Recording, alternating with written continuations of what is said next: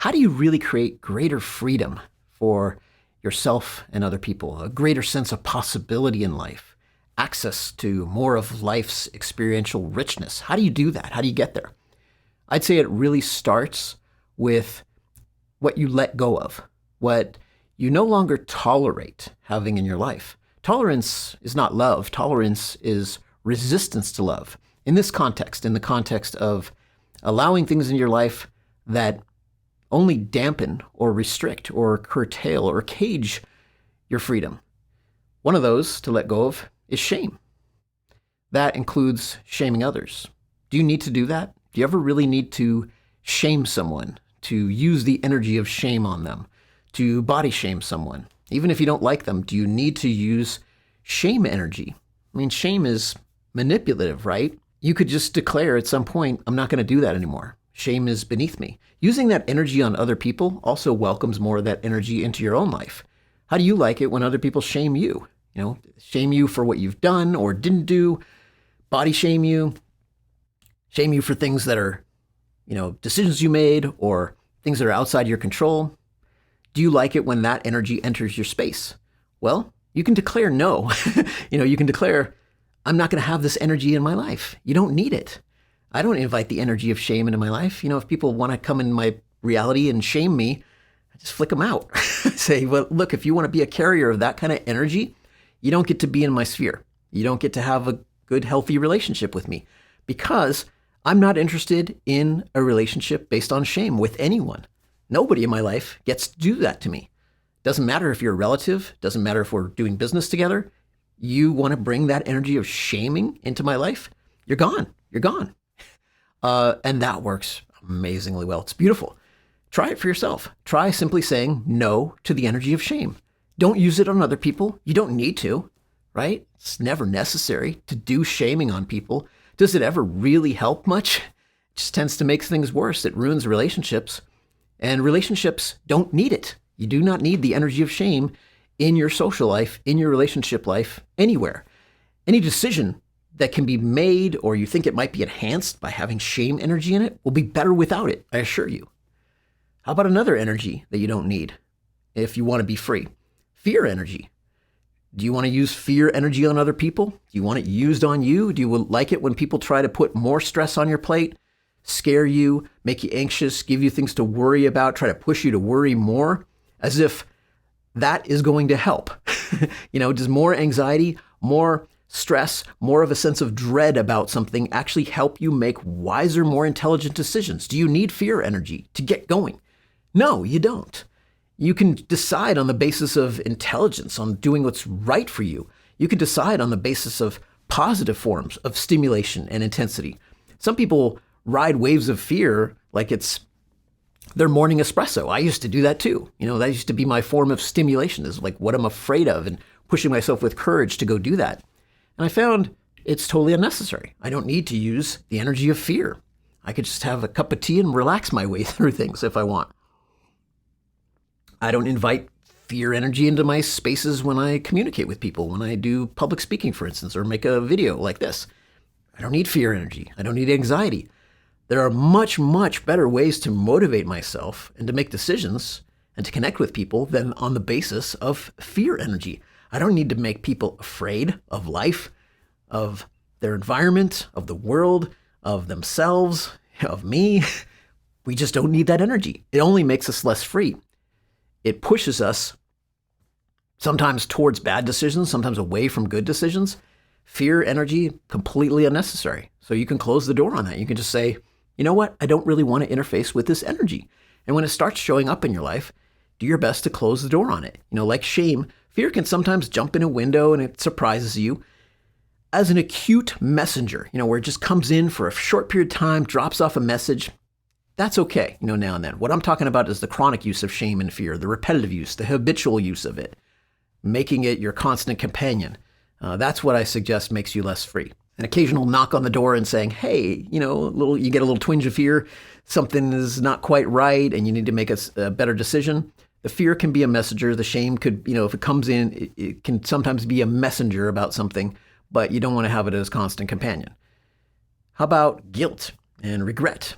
Looking back to your past and saying, oh, I screwed up. And therefore, that makes me, what, a bad person? Like you're supposed to feel bad about it. Therefore, I should feel bad. I need to be in mourning of the stupidity of my decisions for a little bit. Do you need that? Can you have a guilt-free and regret-free timeline in your life? When you look back on your past, regardless of what you did or didn't do, can you just simply say, look, I made the decision that I made at the time, or I made the best decision I could, knowing what I knew.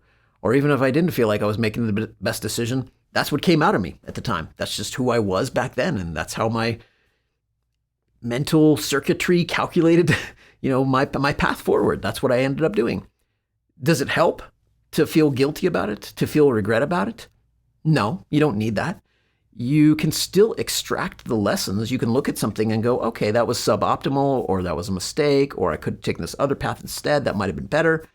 You can do all that reprocessing of it and reanalysis of it without needing the emotions or the energy of guilt and regret. You can simply say, look, I'm going to learn from my past. I like doing that. I like learning from my past. I can see some things that, in the past, they seem like, a decision, like, okay, I made a choice. And today I might frame that decision differently. I might say that was the wrong choice. But it's with the benefit of hindsight and the benefit of further wisdom, I can do that. And the reason I can do that is I made a lot of those decisions and I can see how they turned out. And I can also see how they affected me internally. But I find that guilt and regret doesn't need to be part of the calculus of doing that kind of review. I can still get the lessons out and get the intelligence, get the wisdom without needing to bother at all with the energy of guilt and regret. Similarly, do you like it when other people try to guilt you or put you in a place of regret, make you feel bad about your past decisions? Does that actually help you be more intelligent, make you make better choices? It doesn't do that for me. So I don't need that, from other people as well. So if other people try to guilt me, they're just going to drive themselves nuts, wasting their energy. It's not going to work because I just won't receive that energy into my space. I don't take it into my inner terrain. I don't feel guilty about anything. I don't regret anything because I don't need to. Doesn't mean I haven't made things that I might classify as mistakes. I just don't take it in as the energy of regret and guilt. I take it as the energy of experience. And like, okay, look what I did. Yeah, I did that. Here's the outcome. Great. What's next? Do I want to make a similar type of choice in the future or make a different type of choice in the future? At no point are guilt and regret necessary as energetic companions in making these decisions better. They don't help. How about, in more general terms, the energy of manipulation? Do you like manipulating people, trying to control them non-consensually? That's what manipulation is. It's non-consensual. If you like, playing boss with somebody or master servant, great, do that. But make sure it's consensual. Manipulation is the non-consensual version of that. Trying to dominate something or someone, trying to control someone or something without consent. Do you need that energy in your life? Do you like when that energy is used on you? Do you like it when, say, advertisers try to push your emotional buttons and try to manipulate you, or do you find that annoying? I find it annoying. So, tune out. Use the ad blocker equivalent in your personal life, too, for manipulation, and in your professional life as well. You see manipulative behavior, simply say no to it. Do you need that? Is that professional? Does any professional invoke the energy of manipulation to get what they want? Do they allow that energy to be used upon them? Is that a really powerful source of motivation? It's common, but do you need it? Nope. If you use it, if you invite it into your life, if you allow it into your sphere, makes you less free, doesn't it? People can push your buttons, but it's your choice. You consent to it still if you recognize that's manipulative behavior, that's controlling behavior, and you allow it in, and you don't say no, it comes on in. We don't get what we want all the time. We get what we tolerate. So at some point, you might want to say, I'm done with manipulation. I don't want to have that in my life anymore. I made that kind of decision a long time ago. Just don't want to do that. Don't need it. Don't like it. Don't want to use it in business. I won't do certain types of sales tactics and so on because I find them manipulative. I feel like it's dishonest and I don't want to invite that in. That points to another one. Dishonesty, lying, denial about something, just being dishonest in general. Do you need that kind of energy in your life? Do you like when people, lie to you, when they tell you half-truths or untruths, outright lies? How do you feel about when people do that in the world? Do you want that kind of energy in your space? There's certain people I don't have them in my life because I just don't find them truth-aligned enough. I just say, no, not truth-aligned enough for me. You're not coming into my sphere. And that is very freeing because when I allow my sphere of life, of business, of reality to get infused and infected by lying and deceit, Conspiracy theories I throw into that same category. It messes things up, It's an energy I don't need. It makes me less free because then I feel like I've got to be the defender of truth in my space. And I've got to say, oh, that's a conspiracy. And I got to argue with people and debate with people. And then they push back with more stupidity or lying or conspiracy theories, falsehoods. And so the energy, more generally, we can call it the energy of falsehood. Do you want that in your reality?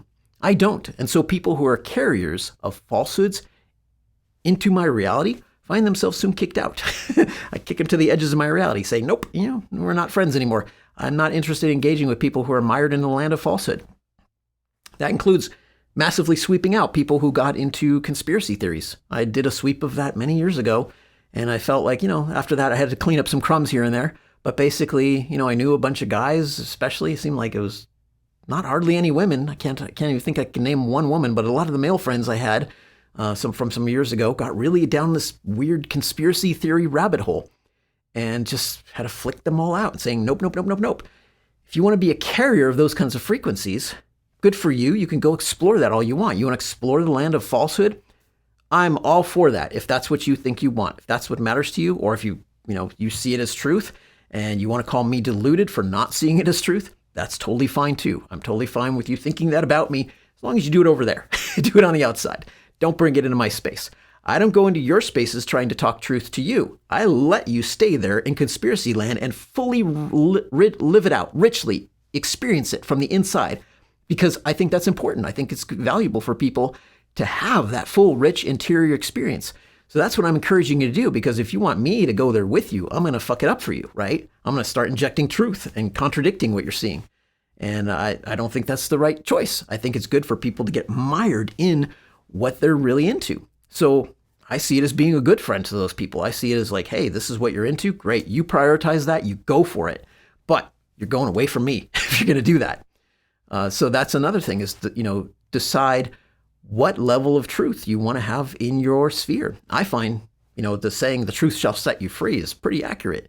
I love engaging in my sphere with what I consider to be truth. And I don't enjoy at all engaging with what I consider to be falsehood or lying or dishonesty or deceit or conspiracy theories.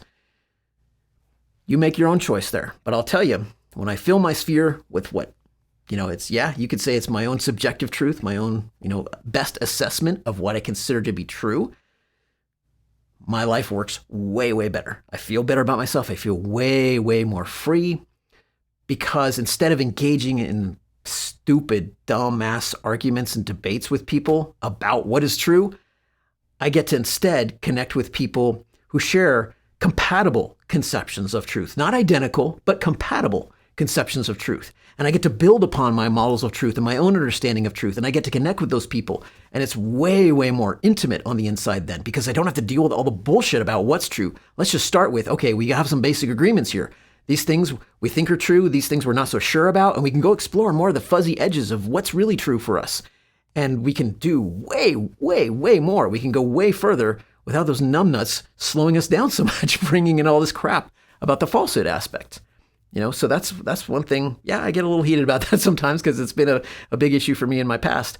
But I'll tell you, life on the other side, when you just clean out your sphere socially and you basically say no more of the bullshit. If I think it's bullshit, I'm going to treat it as bullshit and push it out and say, maybe I'll at some point realize, okay, I was a little too harsh on that. But generally it doesn't happen that way. Generally I find I was not nearly strong enough in maintaining boundaries about allowing bullshit in. And I find that the stronger my defenses against allowing bullshit into my sphere, bullshit conversations, bullshit injections, from other people's conspiracy theories, circles and such, when I just say, nope, not going to do that. Even if it's like, a social media platform that's infused with it, infected by it, I just quit the whole platform. Quit X, quit it when it was Twitter, quit it 10 years ago. Quit Facebook, quit Instagram, don't need those. And instead, just go with platforms where I feel like it's more engagement on the basis of truth. That makes so much difference, and it really opens up life so much more. I find there's so much more freedom in just embracing and exploring more fully what you really consider to be true for you. What are the facts, but also what are your deepest curiosities? Where's the deeper sources of wisdom you want to look into? That invites you to uncover and discover more truths when you don't have to deal with the distraction of falsehoods coming into your circle. How about, this is a big one, I know, for a lot of people. How about the energy of obligation or entitlement or debt? I mean, other people feeling they're entitled to something from you, your time, your attention. I've had to deal with that one quite a lot. Working in the self-development space and wanting to make a sustainable business there and valuing service, valuing generosity. I find, that if I give people too much rope there, they'll certainly try to hang me with it. Just chewing up more and more of my time. I'm not a real stickler for how I manage my time. I like being generous with it. But at some point, I do have to set boundaries eventually, because otherwise it gets a little too much. When people start going the direction of being stalker-like and they think, okay, I'm just going to email him several times every day, that's not going to work, right? That sense of being obligated to other people or them having entitlement to my time and attention just because they happen to watch my videos or read my blog, I had to cut that off a long time ago. And I find that entitlement is not freeing. When you feel you have a sense of obligation towards other people just because of your existence, like you got to prove something. That's another energy that wraps into this, the energy of proving yourself and validating yourself, feeling like you have to earn something in life. That is an energy I just like to sweep out and say no to that. You don't really have to have that in your life. You don't have to have this energy of always having something to prove, needing validation from other people, needing to satisfy other people's expectations. The scourge of entitlement can sneak in really slowly. It's really sneaky, where other people start getting their hooks almost into your emotional energy, your spirit energy, and they think that now we got you right where we want you. Now you're obligated, and now you got to do things out of a sense of reciprocity.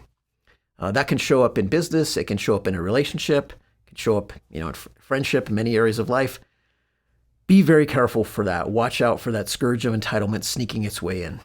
Here's a little fine-tuning tip here. If you're in a relationship with somebody, I mean, like a loving romantic relationship, like a marriage, for instance, romantic partnership, try eliminating all sense of debt and all sense of reciprocity from your relationship. I know that might sound a little extreme, but I started trying this a few months ago with Rochelle. We've been together nearly 15 years, and we're deeply in love. Our relationship works wonderfully.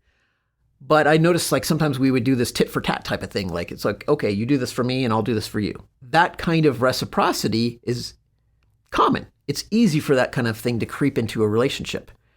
But I eventually came up with the insight that was a problem, that actually makes us less free, because I really didn't like that feeling of owing her something. And if I owed her something and I did it from the sense of obligation, it spoiled the experience for me. It made it feel less loving, less caring, like more like I'm paying back a debt. And so we decided to let's not do that anymore. Let's not incur any debt from each other. Let's only do things for each other out of love, out of generosity. It's a gift. We only gift each other. So if I do something for her, there's no sense of debt or reciprocity. I don't expect anything more back from her. And she willingly does the same. So if she does something nice for me, it's a gift. It's given freely of who she is. The funny thing is like, this might even seem a little predictable if you've been in a relationship for a while, but it made our relationship better, because then we no longer have debt. We no longer have the sense of obligation. There's no need to pay anyone back. Our ledger for who owes, whom what is always at zero. It's always a clear account. There's no balance there to be paid back at some future date. Some people call that the emotional bank account. It's always balanced. It's always even. We don't owe each other anything. Now, it's very different experientially too when you just do things for people because you care, because you want to, and there's no sense of debt. It takes a little while to wrap your head around it and to practice it that way, but it really is freeing. It really is empowering. And I began to extend this even more fully, into the other parts of my life. Into the business as well. It's a little different when you're signing a contract and you're making an agreement, including a verbal agreement, and you're obligating yourself. Well, I would say not obligating yourself, but committing yourself. You're choosing to do something. And then you might have a sense of reciprocity there. That's fine. Okay, that's a bit different. But just casually, people doing things for each other. Friend buys you a coffee or something. Do you then have to put a check, have to have some kind of balance sheet where you're like, oh, friend bought me coffee. Now I have to, do something more for them. Or so-and-so invited me to dinner at their house. Now I got to invite them for dinner. That gets really exhausting after a while. And it creates a drain on your creativity, on your consciousness, on your attention, on your presence. You feel like, somewhere in the back of your mind, you keep reminding yourself, you keep refreshing that circuitry that has to maintain a balance there, a non-zero balance. What if you just said, I'm not going to do that anymore? Whatever I do for people, I just do for them because I feel like it. But I never incur any debt. Somebody, buys me coffee or doesn't buy me coffee, it's the same balance in my emotional bank account, in my internal bank account, either way. You might feel like you have no permission to do that. But whose permission do you need? You just need your own, right? The other rest of the world can say, how dare you do that? But then what are they doing? They're doing shame on you, right? So you're like, well, I don't have shame in here either. So I can just shamelessly be debt-free all the time socially. It's very different. It's very different. It's a very different reality when you just say no to shame, no to debt socially.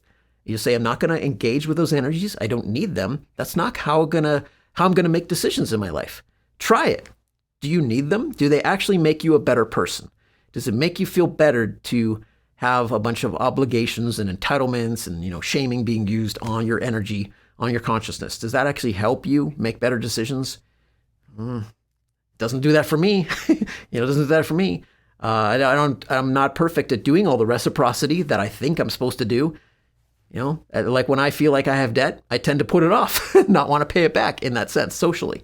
So I feel like I am freer and I'm more generous and I'm more likely to do nicer things for more people and have a better, more open, thriving social life in terms of being able to give more of myself to others authentically and genuinely from a sense of caring, from a sense of delight in it, from a sense of fun and enjoyment, and because I feel free. It's so different to engage with life when you feel like you're making a free choice, because then you feel like you have excess capacity, excess energy. When you plug these leaks of shame and fear and guilt and regret, manipulation energy, lying and deceit and obligation and entitlement and that sense of debt, the worry, the anxiety, the dread, when you sweep all that out, life becomes so different. What about boredom or apathy? Those are drains on your energy too, right? Understimulation, where you're allowing things to come into your life that's just dull. They're just dull. They're tedious. And you're allowing too much of that to pile up, too much of that kind of energy. It may not feel always like an energy drain, but it still lowers your energy. It's not drawing out your best. It's not summoning your best motivation, your best excitement, your best intensity, your best stimulation. You get to decide where you land on your desired level of stimulation, and it may, change a bit at different times. Sometimes you may want more peace. Sometimes you may want more intensity. I tend to favor a little higher on the intensity side. I really like that. But sometimes I just want peace. I just want relaxation. But I don't want to drift towards apathy and boredom for so long. And if I find I'm engaging with life with those energies, I know I need to sweep those things out. I need to kick those out. That includes sweeping out and just not connecting with the people who bore me to tears. People who, they seem apathetic about their lives. They seem disinterested. People who are just, doing work they don't even like all the time. And they're bringing that kind of energy into my life. And I'm not that kind of person. I love my work. I love my work a lot. Why would I want to do anything less than that? It just makes me less free, right? Doing work that's boring to you, that's not free. That's, you're in a cage then. You're in a prison if you're doing that. If you get to choose your work and you get to choose not to do the boring and apathetic thing and not to do the stressful and worrisome thing, you can choose to do the fun thing. You can choose to do what lights you up inside, what really engages you. That's very freeing. You get to use your energy in a very positive way, in a way that uplifts you and uplifts other people. And then your example helps other people be more free. I'm hoping at least someone out there, and I know it can have this effect because I've seen it before, someone out there gets this idea like, hey, maybe I could be a little bit more free. If Steve can do it, why not me? Exactly. That's the message of this video. Why not you? And if you do it, you'll encourage other people to do it too. Whether you try to, tell them about that or not, they'll just see it. They'll pick it up in your energy. They'll notice how free you are in your life. That's one thing I find that I don't necessarily need to elevate the value of freedom in my life. What I need to do is get all the bullshit out and stop doing all the things that make me less free. Kick out all these other energies, and then freedom is my natural state. Freedom emerges normally. Okay, how about this one? Aloofness and hiding and shielding yourself, staying in the background, being what I call an NPC character in life, non-player character. If you're the NPC, you're not out there on the field, making the decisions. You're kind of just hiding in the background. And I see a lot of those kinds of people coming in my life, and it's fine. They're harmless. They just hang out in the sides in the background. But I tend to see them as less free because they don't have that option to be in the limelight. And when you are always kind of receding into the background, letting other people play that front and center character in your life, and you're not the one out there making decisions and making things happen, and being on your own version of your stage in life, whatever that is, you're less free, right? If you don't get to direct the flow, you're not really free. Then life happens to you so much. And so when you play the game of being aloof or hiding in the shadows of life and shielding yourself, socially especially, or in the world of work, you stay a background character, doing things that are really less than your best, where you're not really out there doing your best, and where your capacity is being wasted, that's not freeing. Freeing is developing your capacity to the fullest. And for that, you need some version of your own stage, being in the crucible that challenges you to the core, that really draws out your best. And finding that right level of, how much stimulation you can handle that is engaging for you, but not overwhelmingly stressful. It's a bit of a calibration process. It's different for everyone, but it does move away from the aloofness and the hiding, the shielding yourself from everything in life. That just makes you less free. You might think it makes you safe and makes you protected. It doesn't. That's just the truth. It doesn't. You get more safety in motion. That's where the best parts of life come into play, and the parts that really engage you and light you up and energize you. You can feed off that. You can draw so much more energy from that. And that extra energy is what really makes you free. The freedom to move and to make decisions, to make changes, to be vibrationally flexible, to move about vibrational space and say, oh, now I want some peace. I can create that. I know how to do that. Now I want some stimulation or some fun or some adventure. Great, I can move over there. I know how to do that. But aloofness, hiding, staying in a shielded place, it really compresses the vibrational range that you have. So you end up just bobbling around inside this little cell vibrationally, and you don't get to explore and experience everything else that's out there. That's not freedom, right? That's being caged, being limited. How about this one? This one might be a surprise for some people that I would mention this. Asexuality. Now, I mean that if you are and you identify as a sexual being, but you're presenting yourself as asexual to the rest of the world. Now, if it's genuine, if you really do feel like you really have that feeling on the inside that you're asexual, then that's fine. Then this doesn't apply to you. Okay. But if you're a person who values sexuality, sexiness, sexual energy, you want to have sex, you want to have sex partners, and you hide the presence of it so much in your life, you basically push it off to the side, hide it in the background, and you don't engage with it. And that could be because you allow things like shame and fear and manipulation and so on into your life. But once you kick out the shame and the fear and manipulation and all these other energies, the lying, you kick all that out, what you might find is that a real genuine sense of sexuality or sexiness or feeling your own attractiveness, feeling a stronger connection with the people that you're attracted to. And I don't mean like in the beauty magazine standard kind of bullshit. I mean, really feeling it, like feeling your own chemistry, not just like biologically, but energetically, vibrationally, like feeling and sensing out the people that you're attracted to and that are attracted to you. And you feel those connections, you feel those threads flowing through your life, and you feel the sexual energy through that. You feel where it's guiding you and where you feel, wow, there's someone's feeling attracted to me sexually, and I'm feeling attracted to this person. When you feel those currents, does that make you more free or less free? It makes you more free, right? It's less free when you really turn that energy off, because those currents are amazing when they flow through your life. They can really, really amp up your ability to experience more in life. I mean, what happens when you engage in sexual connections, sexual relationships with people? It's a pathway to greater intimacy, to greater communication, to way more fun, to way more access. You get to widen and broaden your experiential range in life. And if you turn your back on this, I'll tell you from experience, you're really missing out on some of the good stuff there. You can do that, but that doesn't make you more free. It's a protective stance. It's a security-driven kind of decision to basically say, I'm going to hide my sexuality in the background, or I'm just going to turn to porn or something and just keep it in this little cubbyhole and hide it, and why? Why do you need to do that? Fear, shame, guilt, and all that.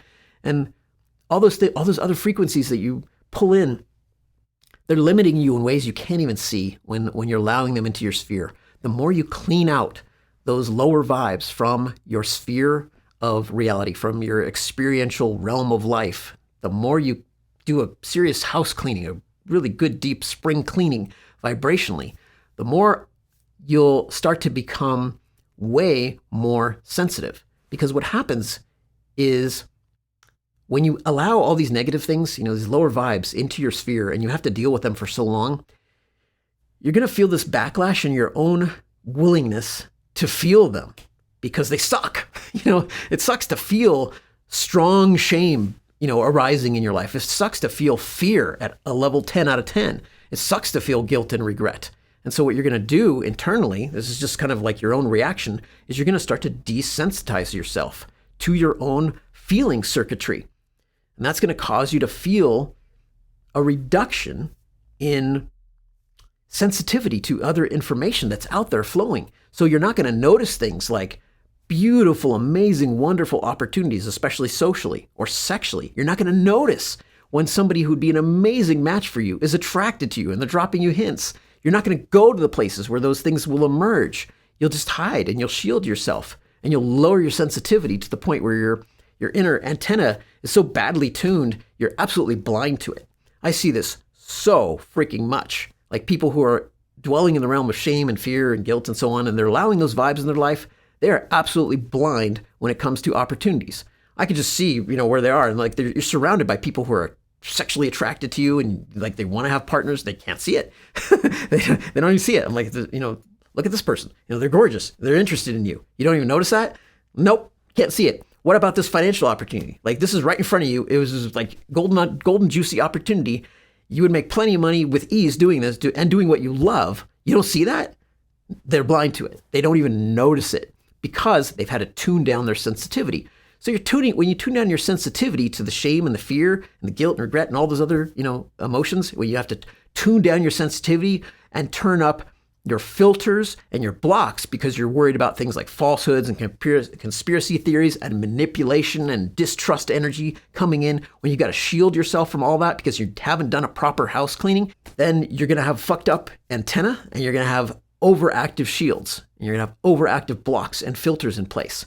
And that's going to make you miss out on so many of the better frequencies that are out there. They're flowing like massive currents all through life, but you won't even see them. You'll be absolutely blind to them. It's ridiculous, seriously, how blind people are to this and how much abundance they could have in their life. I mean, you can, sexually, for instance, you could have a standard like never have an orgasm alone. You don't need to. Once you can see those currents, you'll see like, oh, wow, this person's attracted. Or you get one good match, one good partner, and they're really, really into you and you're really, really into them. And you can have all your beautiful and delicious orgasms together and never have to, go off into the land of porn or masturbation if you don't want to. If you want to do those things, you can do that. You can have the freedom to do that as well, but you won't feel like that's your only option and you won't have to go there out of desperation. And these, when you rule out these other frequencies,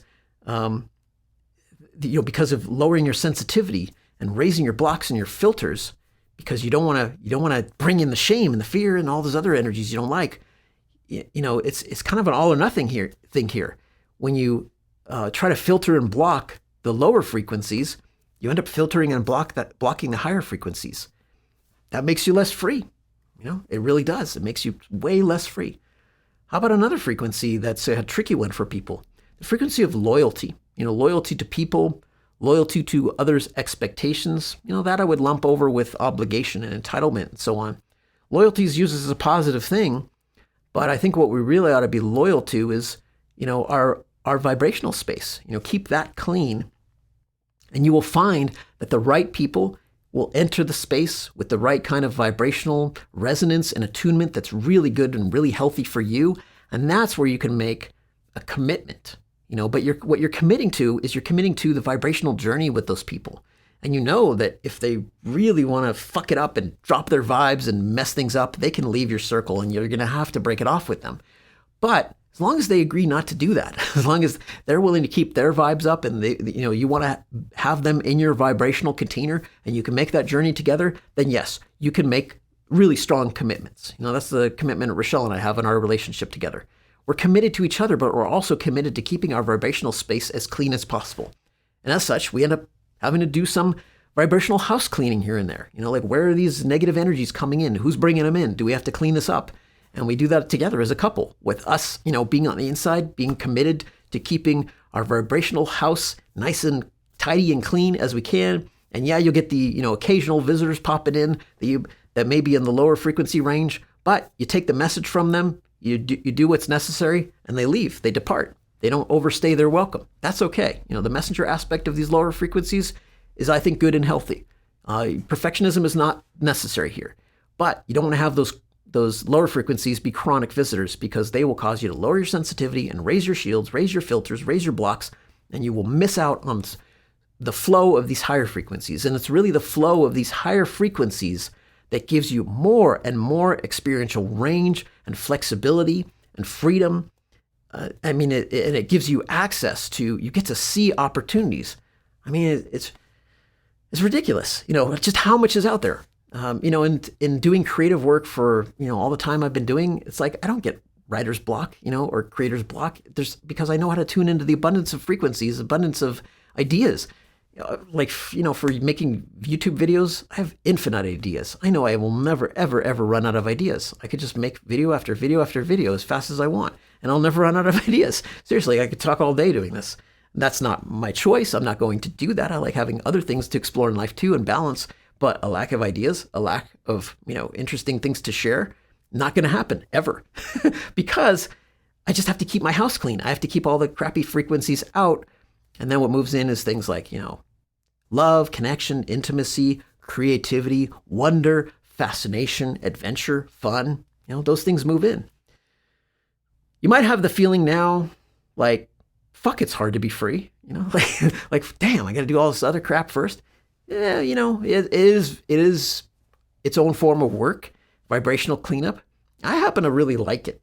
I guess I just really got into it. Because it pays so well. It pays with so much more freedom. It pays with money. It pays with, beautiful relationships and friendships and connection. It pays with great sex. It pays with, pleasure. It pays with creative experiences and interesting results in life. It just pays so damn well to clean this up. It pays on so many levels, mentally, emotionally, socially, financially, physically, spiritually, all over the place. It's just like it's the frequency of gifting from life. It's the frequency of life's generosity. So this is how essentially you move into a space of more freedom. You got to start by cleaning out all those lower frequencies.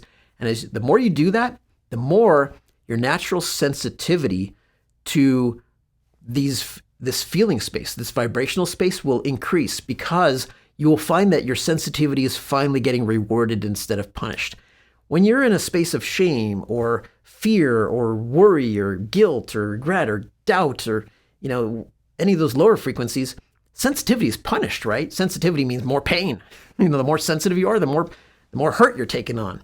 But when you clean those out and you get into the space of, starting with maybe neutral stuff, but then you get into some higher frequencies starting to come in, then you want to dial up your sensitivity. You'll start to feel that. You'll be like, oh, I want to make myself more sensitive. I find myself doing things in life that I'm deliberately doing to try to increase my sensitivity because life feels so freaking good and I have access to so many of these beautiful higher frequencies. I'm just like, yes, please, more, more, more. Make me more sensitive. I want to be more emotionally sensitive to what's going on in my sphere because it's so filled with juicy, loving, caring, kind, passionate, fun, exciting, adventurous connections. I just want to feel that. I want to feel so much more of that. And that's super freeing when you can just say, yeah, turn it up to max. Turn up the intensity dial on my sensitivity. I want to sense more. I want to take in more because the energy is so good. It's so juicy. It's so delicious. Why not? It's more pleasure. It's more joy on the inside. And then it energizes me. You take in all those positive frequencies and they just want to flow out. They want to flow out into creativity or invitations or connections. They give you more physical energy, more emotional energy too. They probably help with your health. I certainly don't find them, negative health-wise. Good for your body, good for your mind, good for your heart, good for your soul, good for your social circle, good for your family. Isn't it all good? So that's the invitation there. Kick out the bad. Kick out the bad first. Clean it up. Say no to it. Realize that you are a vibrational being, and as such, you can make vibrational decisions. You can declare vibrational boundaries. You can say, shame is not going to be close to me. It's not going to be brought in. I'm not going to tolerate it. I'm going to say no to that. And somebody starts using shame on you, you're like, get the fuck out. You're gone. Somebody tries to use fear energy, fuck off. Somebody tries to use guilt and regret, manipulation energy, obligation, entitlement. You get it, right? Fuck off. Fuck off. Use fuck off energy. Okay, that's the answer to it. You use those harsh chemicals to clean that shit out so you don't have to keep dealing with it. That's the invitation here. How much do you want to clean house? It's not just something you're going to do in a day, not even with the biggest, deepest, mushroom or LSD trip, most likely. You're going to have more to clean out. It's fine. Just keep noticing those lower frequencies that you can start to chip away at. It's a process. It's a lifelong process, really. But begin it at least. At least start picking off something that you can reject now and say no to this. At least raise your standards a little bit. If you want the high end of life experiences to really open up, you got to start dropping things off the low end. You got to start cutting off at least, some of the worst, or start with the most accessible. What are some situations that it's not right for you? It's dragging down your vibe. People, circumstances, things you keep showing up to, things you keep tolerating and inviting in. Prune them, cut them, kick them out. Say no more of this. You don't have to do it unless you really feel it's necessary. In a way where you're saying no to the people and you're kicking out the people. What you're kicking out are the vibes. And you can say to certain people, look, you keep bringing this fear energy into my life. You keep bringing this worry energy or this anxiety energy or this shaming energy into my life. You need to stop doing that because I'm not having that energy in my life anymore. So you need to make a decision. If you're going to keep bringing this energy in my life, I'm going to kick you out of my life as being the carrier of that energy. But if you can grow up and mature and you want to work on this with me too, and we can both say no to the shame energy, then you can stay inside my sphere. We can still be friends. We can still have a relationship. We can still connect. But I'm going to start sweeping, this out of my reality. And it's your choice if you want to join me in that. Do you want to clean this up too vibrationally? You can say it in whatever language they want. If they don't like the word vibrationally, say emotionally. Say something else, or say mentally. Clean out your mental house. Take your mental health day experience and extend it, together, if that's what framing you prefer. The framing is not as important as just doing it. Taking the vibrational actions there, raising your standards, sweeping out those lower frequencies, so you can get access to the higher frequencies coming in stronger in a more prevalent way, and raise your sensitivity. So now you can invite and experience even more with them. That is freedom. That is freedom. As you keep moving from the lower frequency ranges of experience that make you less free into the higher frequency ranges, the ones that energize you, the ones that excite you, the ones that motivate you, the ones that give you more experiential range, and you feel like you have, limitless energy and resources and passion to go out and experience and explore what you want to explore. That's freedom, right? That's the invitation for you. How far do you want to move in that direction? It's your choice. You're a vibrational being. And I invite you to make more of that journey. Do it with me because I'm on that journey too. We can do this together, right?